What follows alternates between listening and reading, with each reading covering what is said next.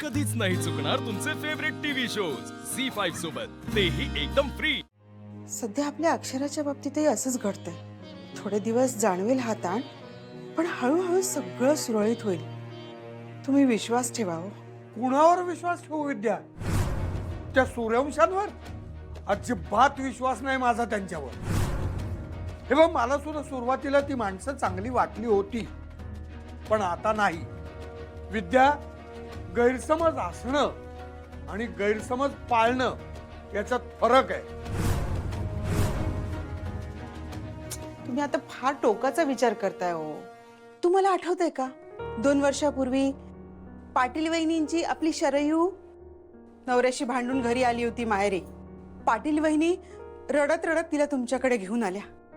तुम्हाला म्हणाल्या की अहो हिला थोडं समजावून सांगा ना. आणि तुम्ही समजावूनही सांगितलं होतं तिला. तिच्या नवऱ्याला दोघांनाही समजून सांगितलं. त्यांचा संसार मोडू दिला नाहीत तुम्ही.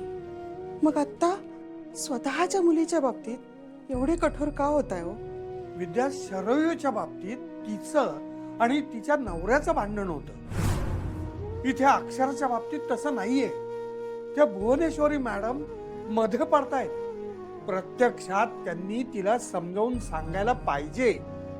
इव्हन दोघांना समजावून सांगायला पाहिजे. पण इथं होतंय उलटच. अगं, त्या भुवनेश्वरी मॅडमनाच अक्षरा नकोय. हेच म्हणतेय मी. त्यांनाच म्हणजे भुवनेश्वरी मॅडमना नकोय ना अक्षरा. अधिपतींना अक्षरा नकोय. हे सिद्ध झालंय का? आणि म्हणून ना मला अक्षराचं म्हणणं पटतंय. कोणतं म्हणणं? जोपर्यंत अक्षरा आणि अधिपती या दोघांचं आपसात बोलणं होत नाही ना, तोपर्यंत आपण आशा नको हो सोडायला.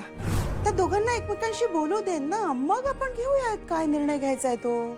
अगं, पण जावई बापूंना जर अक्षराशी बोलायचं असतं तर त्यांनी अक्षराला आधीच संपर्क केला असता ना विद्या. हो नाही, ऐका काय झालं असेल. तुम्हीच मला म्हणाला होतात ना, त्या दुर्गेश्वरी बाई त्यांनी अधिपतीच्या मोबाईल मधनं अक्षराचा नंबर ब्लॉक केला असेल. कदाचित अधिपती ना अक्षराला फोन लावत असतील अहो, पण ब्लॉक असल्यामुळे लागत नसेल ना नंबर. आणि अधिपतींच्या हे लक्षात येत नसेल, म्हणून बोलणं होत नाहीये त्या दोघांचं.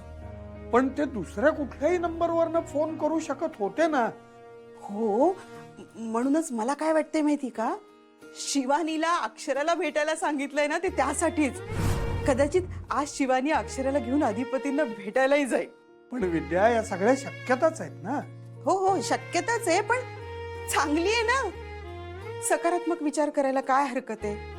विद्या, मला नाही वाटत जावई बापूंनी शिवानीला असं काही करायला सांगितलं असेल म्हणून. तुम्हाला एक सांगू? सांग. मला असं जाणवतंय की तुम्हालाही अक्षरा आणि अधिपती यांनी एकत्र यायला हवंय. असं का वाटतं तुला? कारण मगासपासून तुम्ही त्यांचा उल्लेख जावई बापू असंच करताय. तुमच्या मनात जर अधिपतींविषयी राग असता ना, तर तुम्ही जावई बापू असा उल्लेख केला नसता. अगं, ते सवय झालीये म्हणून. ही सवय नाहीये. त्या दोघांच्या नात्याविषयी तुमच्या मनात असणारी ओढ आहे ही. पटतंय का? झी5 ॲप डाउनलोड करा आणि पहा सर्व एपिसोड्स एकदम फ्री.